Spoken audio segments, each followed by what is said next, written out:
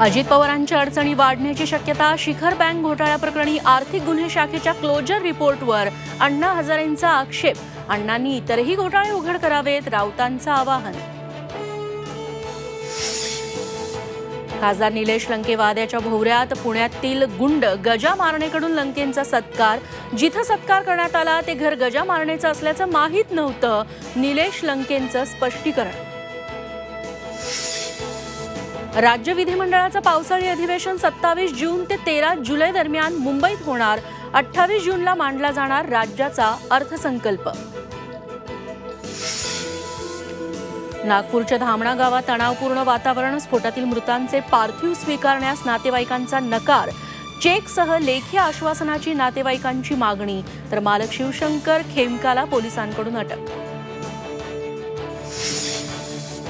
आईस्क्रीममध्ये सापडलेलं ते बोट कुणाचं? पोलीस तपासाला वेग. बोट महिलेचं की पुरुषाचं?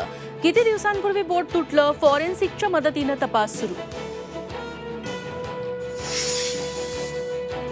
आणि फ्रान्समध्ये सापडली छत्रपती शिवरायांची बखर.